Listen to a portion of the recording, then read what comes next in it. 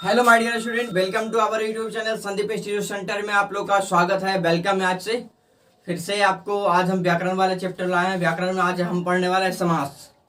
समास को आपने हमेशा देखते हो कि क्लास 10th में और 12th में अगर ये क्वेश्चन हमेशा हिंदी का पूछता है, हमेशा, आज नहीं पहले से कि हमेशा ये सब क्वेश्चन जो है ना 10th का या 12th का क्वेश्चन आते हैं। जैसे कि आप लोग का व्याकरण सभी हमारा चल रहा है, तो आज के वीडियो में हम जो बताने वाले आपको समास के बारे में बताने वाले हैं। इससे पहले जो बच्चे हमारे साथ आज नए हैं वो प्लीज़ हमारे चैनल को सब्सक्राइब कर लीजिएगा और जितना ज़्यादा हो सकता है शेयर कीजिएगा, लाइक कीजिएगा, कमेंट कीजिएगा आप लोग, ठीक है। तो आइए हम देखते हैं आज समाज के बारे में। और जैसे कि आप लोग का साइंस का ऑब्जेक्टिव वगैरह भी रेडी हो चुका है, ऑब्जेक्टिव मिल रहा है, केमिस्ट्री का तो आप लोग को ऑलरेडी मिल रहा है, बाकी चीज़ों का भी आप लोग को जल्दी मिलेगा।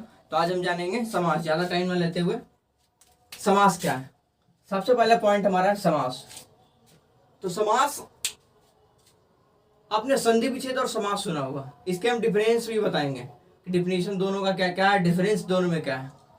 समास जो विग्रह है, संधि में क्या होता है, जिससे तोड़ते हम, जैसे संधि दो वर्ड है तो रामेश्वर, तो राम जो ईश्वर, इस तरह से रामेश्वर हो गया, तो इस तरह से हम तोड़ते हैं। समास में क्या होता है, विग्रह, संक्षेप। समास आप नॉर्मली ऐसे समझो, किसी बड़े वर्ड का, किसी दो अक्षर से, दो शब्द से ज्यादा जो वर्ड हो उसको संक्षेप में लिखना। आप ऐसे को किसी वर्ड को संक्षेप में लिखना समास कहलाता है। संक्षेप में, किसी वर्ड को संक्षेप में लिखना।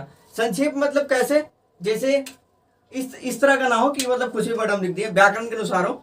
जैसे संक्षेप में लिखने का मतलब क्या हो गया, राजपुत्र, राजपुत्र। अब इसका ये जो हमारा क्या समास है, इसको हम क्या लिख सकते हैं, राजा का पुत्र, राजा का पुत्र, राजा का पुत्र। इसी को हम क्या लिख सकते हैं, संक्षेप में क्या लिखेंगे, राजपुत्र, राजपुत्र। दशरथ पुत्र, दशरथ का पुत्र। इस तरह से शॉर्ट में क्या हो गया, ये हमारा जो हो गया समास हो गया, हमारा क्या हो गया, समास हो गया।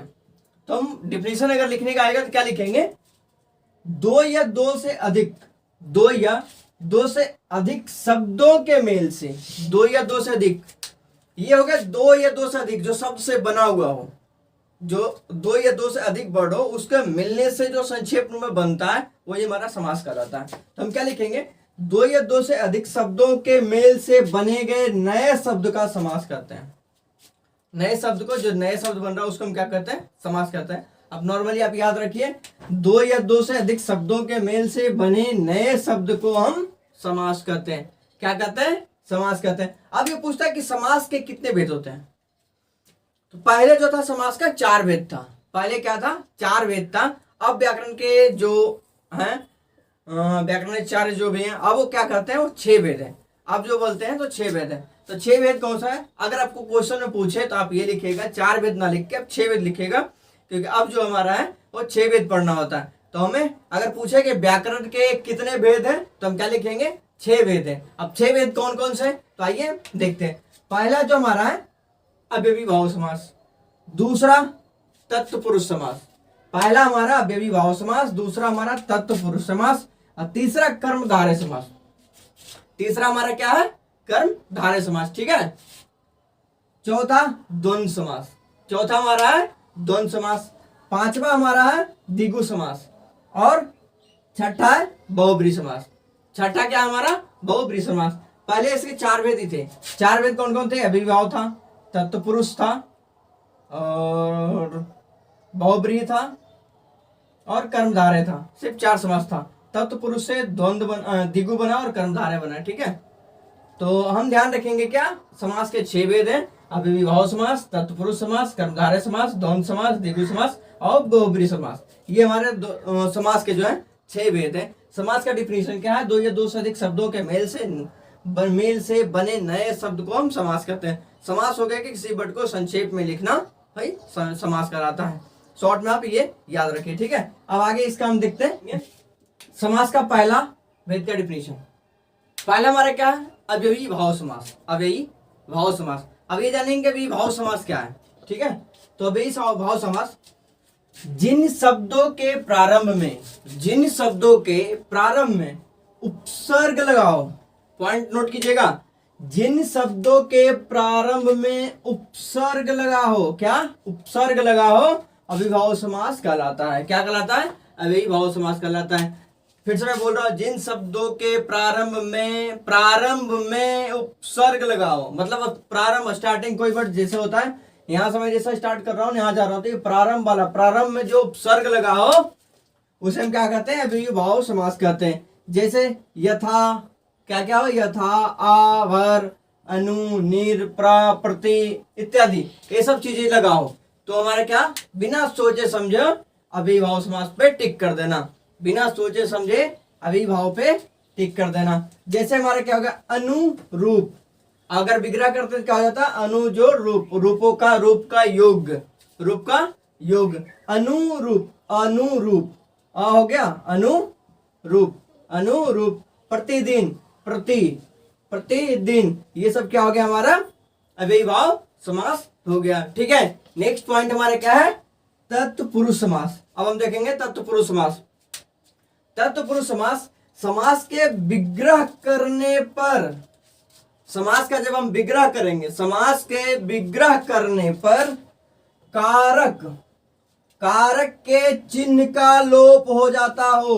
कारक के चिन्ह, कारक के चिन्ह कौन सा है, कर्ता ने कर्म को करण से, ऐसे करके जो हमारा था वो आपको याद रखना पड़ेगा। हम इसके पहले वाले वीडियो में कारक वाले में देखना, आपको हमने लिख दिया है।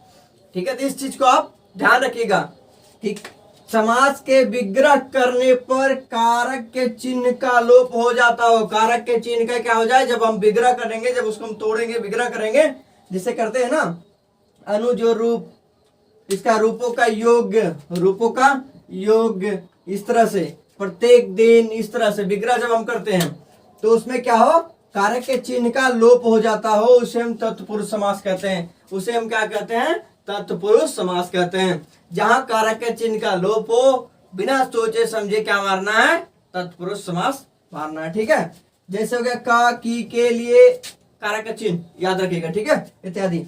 जैसे यश को प्राप्त करने वाला, यश को प्राप्त करने वाले, को चिन्ह देखो इसमें, यश प्राप्त, इसमें का चिन्ह कहीं आ रहा है, को, इसका जब विग्रह करेंगे, यश को प्राप्त करने वाला, यज्ञ का शाला, इस तरह से, तो यज्ञ शाला, तो बिना सोचे समझे क्या मारना है, हमें तत्पुरुष समास मारना है। नेक्स्ट हमारा है कर्मधारय समास। देखते हैं हम, कर्म देखेंगे, अब हम इसमें देखेंगे कर्मधारय समास। अभी हमने दो देख लिया, तीसरा नंबर देखेंगे कर्मधारय समास।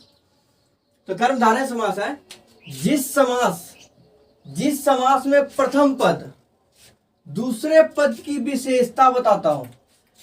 जिस समास में, ध्यान रखिएगा, जिस समास में प्रथम पद दूसरे पद की विशेषता बताता हो, जैसा पहला पद दूसरे पद की विशेषता बता रहे हो, ये विशेषता बताता हो, वो क्या कहलाता है, हमारा कर्मधारय समास कहलाता है। फिर से एक बार मैं रिपीट कर रहा हूं, जिस समास में प्रथम पद दूसरे पद की विशेषता बताता हो, कर्मधारय समास कहलाता है। क्या कहलाता है, कर्मधारय समास कहलाता है।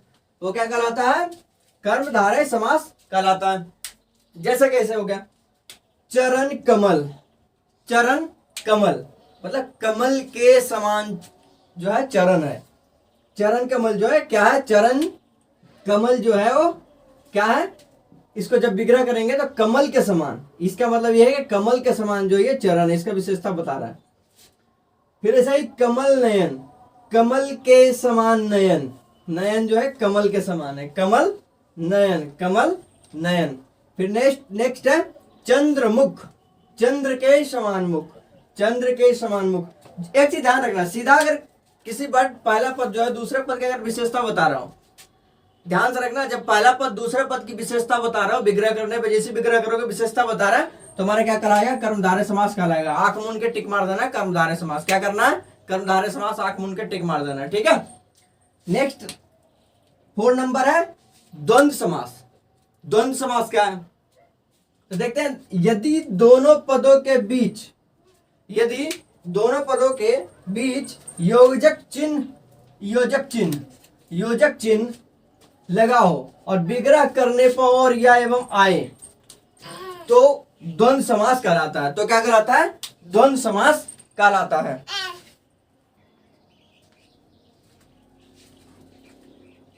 नेक्स्ट पॉइंट क्या है, द्वंद्व समास। द्वंद्व समास यदि दोनों पदों के बीच, यदि दो पद जैसे हैं, जैसे कि क्या हो गया, पाप पुण्य, दो पद है, दोनों पदों के बीच योजक चिन्ह ये वाला योजक चिन्ह लगाओ और विग्रह करने पर और या एवं आए तो क्या कहलाता है? द्वंद्व समास कहलाता है। तो हमारा क्या कहलाता है? द्वंद्व समास कहलाता है। ठीक है, जैसे इसका एग्जांपल हो गया पाप और पुण्य, इसको लिख सकता है पाप और पुण्य। योजक चिन्ह लगा हुआ, सीधा ध्यान है, योजक चिन्ह लगा हुआ क्या हो गया? ये हमारा द्वंद्व समास हो जाएगा, पाप और पुण्य।